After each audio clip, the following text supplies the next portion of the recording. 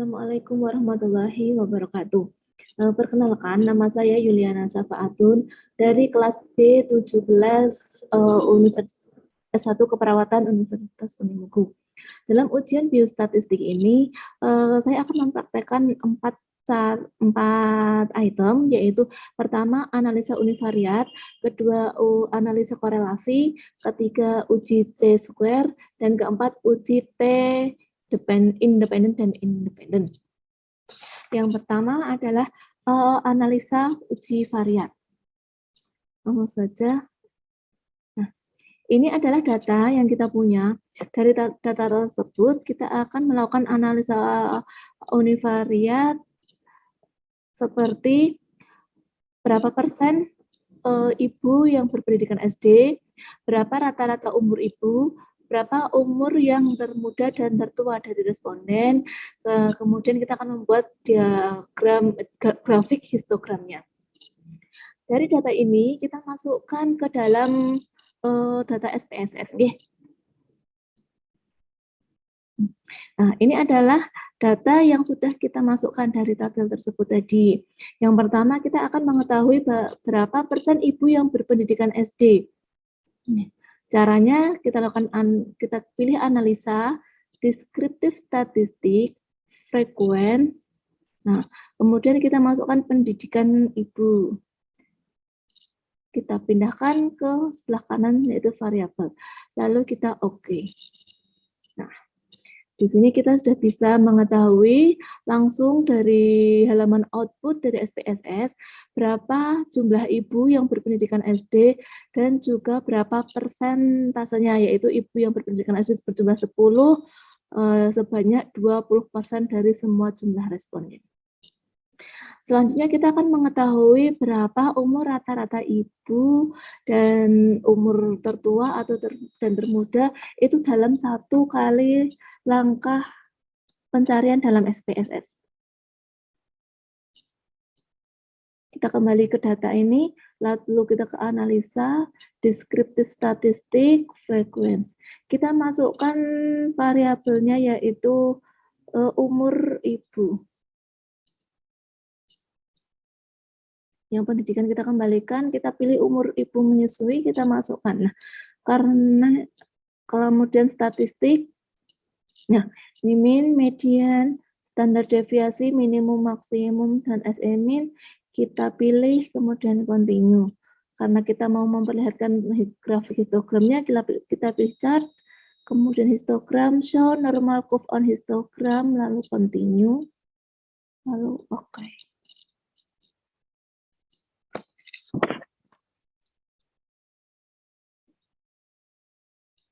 Nah, dari hasil output sudah kita bisa baca, di sini rata-rata umur ibu 25,10. Ya. Umur termuda 19, umur tertua 35. Umur ibu menyusui, dan ini bisa kita lihat grafik histogramnya. Kemudian langkah selanjutnya adalah kita mengetahui estimasi interval, maka kita akan melakukan explore. Kita kembali ke data awal. Data awal, kita pilih analis, deskriptif statistik, kemudian explore. Pada kotak dependent list, kita isikan dengan umur ibu. Yang lain abaikan, kemudian kita pilih plot. Normal plot with test, kita centang, kemudian continue, lalu oke.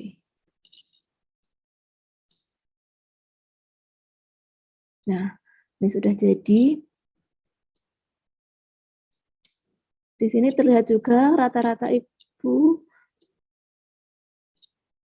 menyusui 25,10, minimum maksimum sudah terlihat lagi, kemudian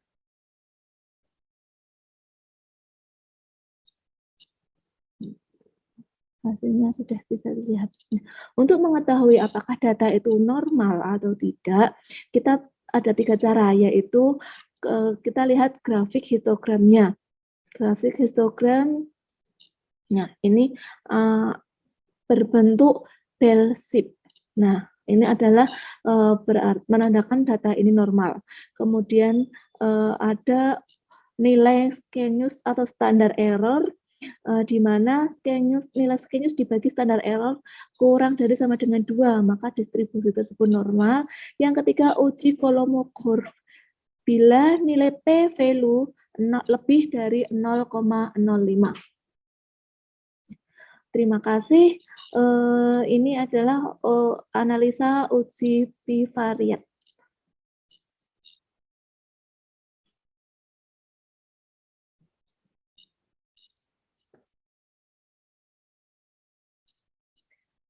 Selanjutnya, kita akan melakukan uji korelasi. Uji korelasi merupakan uji untuk mengetahui hubungan antar dua variabel. Uji korelasi bisa ada 2, yaitu uji Pearson dan uji Spearman. Nah, untuk melakukan uji Pearson, kita harus mengetahui beberapa ketentuan, di antaranya apakah data itu numerik, terus data atau distribusi itu normal atau tidak, kemudian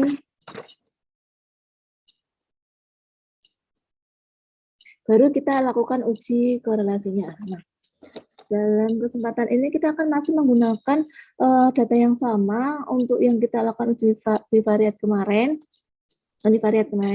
Nah, dari data ini kita akan melakukan uji korelasi antara berat badan ibu dengan berat badan bayi.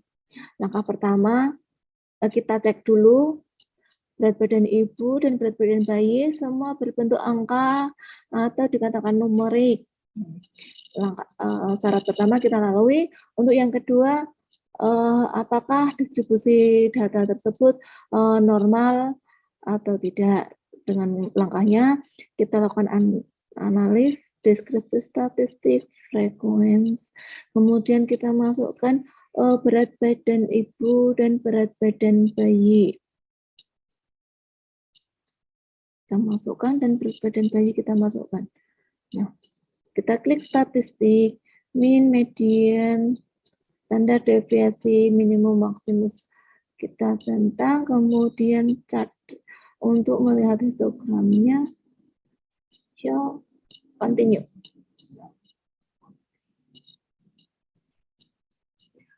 Nah, ini hasil dari lembar outputnya. Syarat pertama, data berbentuk numerik. Syarat kedua, data tersebut normal. Kita bisa melihat ya dari grafik histogram berat badan ibu berbentuk linear bell shape dan berat badan bayi juga, artinya berat dua variabel tersebut memenuhi syarat. Nah, kemudian setelah ini untuk mengetahui kenormalannya kita lakukan lagi. Kita kembali ke chat ini, kita pilih analis, kemudian compare means, kemudian means. Pada dependent list, kita pilih berat bayi. Kemudian variabel independennya adalah berat badan ibu.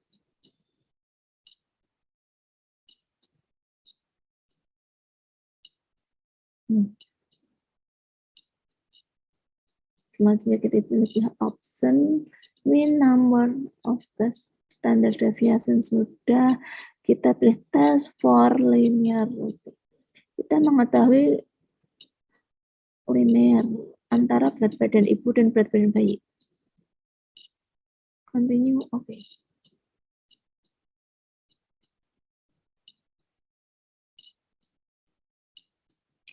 Setelah muncul seperti ini, kita lihat hasilnya. Kita lihat dari nilai SIG dan nilai F.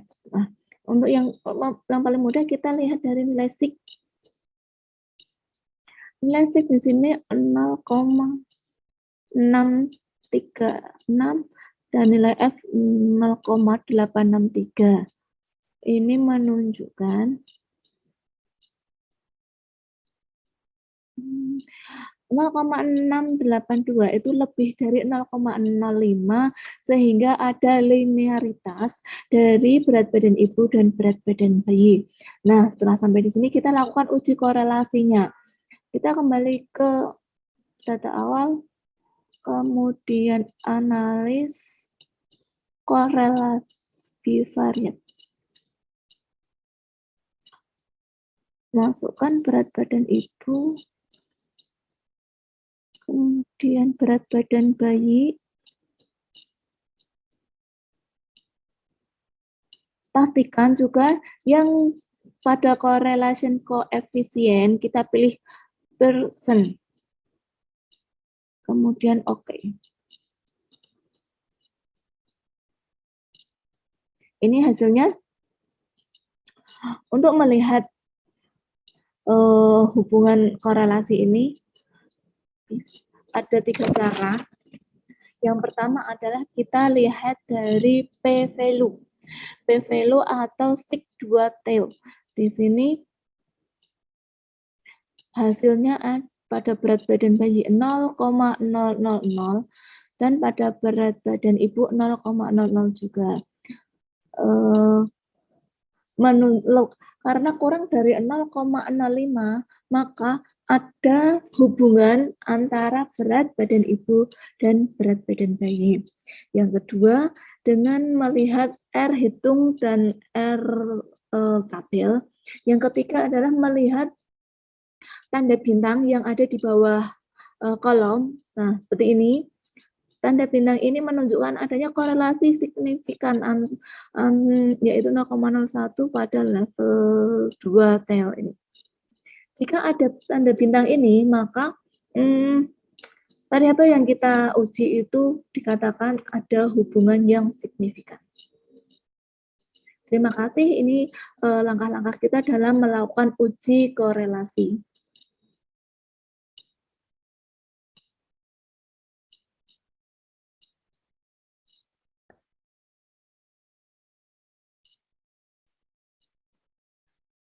Selanjutnya, kita akan melakukan analisa uji C atau C-square. Sebenarnya uji C ini merupakan uji korelasi yang lebih kompleks. Nanti di mana ada persentase yang muncul di dalam hasil outputnya. Nah, pada kesempatan ini kita akan melakukan uji C pada hubungan pekerjaan dan perilaku ibu menyusui secara eksklusif. Masih menggunakan data atau tabel yang sama dengan uji univariat dan korelasi tadi ya. Dari sini kita masuk ke analis, kemudian deskriptif statistik, kemudian cross tab. Nah, di sini ada row dan kolom. Row merupakan row untuk memasukkan variabel bebas atau variabel independennya. Di sini kita masukkan variabel pekerjaan, status pekerjaan. Kemudian pada kolom kita masukkan variabel dependent atau variabel terikatnya, yaitu status menyusui. Ya, setelah kita masukkan semua, kemudian kita masuk ke statistik. Di sini ada C-square kita centang, kemudian risk kita centang, kemudian continue. Pada bagian sel, kita centang bagian row. Persentasenya, yang lain kita abaikan dulu, kemudian continue, kemudian oke. Nah, ini adalah hasil dari uji C. Di sini kita lihat bahwa yang menyusui secara eksklusif lebih banyak pada ibu yang tidak bekerja. Di sini muncul sebanyak 72%.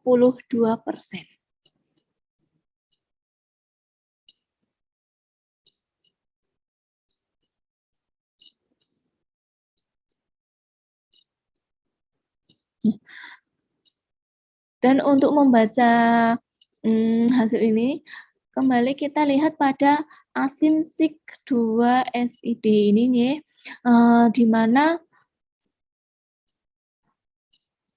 persentage square-nya 0,0. Continue correction 0,01. Nah, kembali kita bandingkan dengan alfa, nilai alfa yaitu 0,05. Nah, kalau hasilnya 0,1, maka itu kurang dari 0,05. Artinya apa? Artinya ada perbedaan perilaku menyusui pada ibu yang bekerja dan tidak, sehingga lebih mudahnya ada hubungan atau ada perbedaan untuk perilaku menyusui dan status pekerjaan. Nah, demikian tadi analisa uji C yang dapat saya presentasikan. Terima kasih.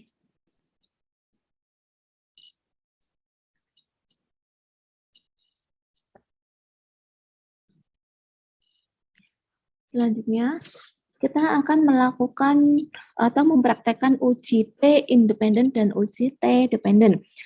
Pada uji T independen, kita akan menguji hubungan perilaku menyusui dengan kadar HB dengan masih menggunakan tabel yang sama.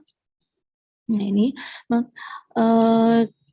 adakah hubungan antara ibu yang menyusui dengan kadar HB-nya? Langkahnya kita klik analis, kemudian komparmin, kemudian kita pilih independent sample t-test. Nah, di sini pada tes variabel kita masukkan HB-nya, variabel HB. Sedangkan pada grouping variabel kita masukkan ASI eksklusif.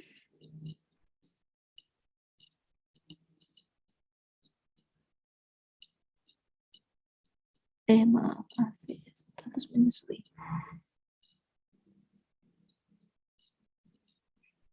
Kemudian pada define group kita pilih yang pertama adalah 0 untuk yang tidak eksklusif, kemudian yang kedua 1. Kemudian continue, lalu oke.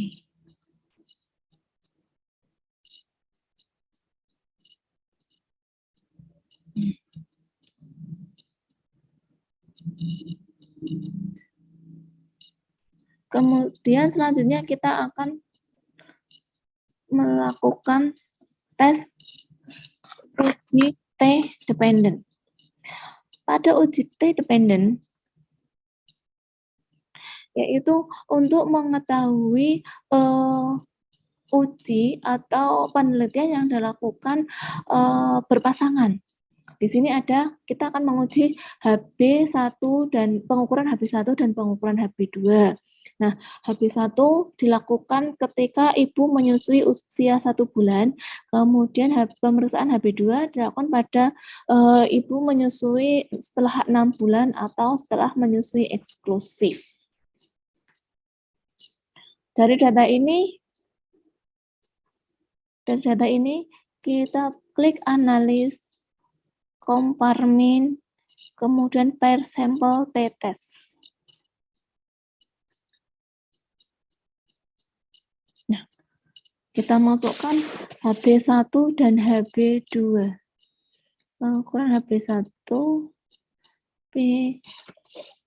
Sekaligus kita klik kontrol, kemudian klik HP2, kita pindahkan melalui anak panah ini ke variabel.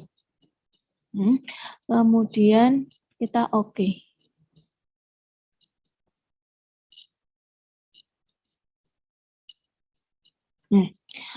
Untuk PRT-test,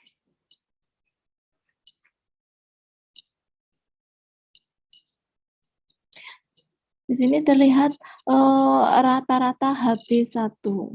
Pengukuran HB1 rata-rata 10,3 dan standar deviasinya 1,38. Untuk pengukuran HB2 rata-rata 10,8, standar deviasinya 1,05. Kemudian terdapat nilai min dari pengukuran HB1 ke HB2 yaitu 0,514. Nah, dari hasil ini kita melihatnya pada kolom SIG2. SIG2tel, di sini ada hubungannya, ini nilainya 0,001. Maka dapat diartikan karena 0,001 lebih kecil dari 0,05, artinya ada perbedaan yang signifikan antara pengukuran HB1 dan HB2. Nah, itulah tadi cara-cara melakukan uji tate independen dan dependen dengan menggunakan tabel SPSS. Terima kasih. Assalamualaikum.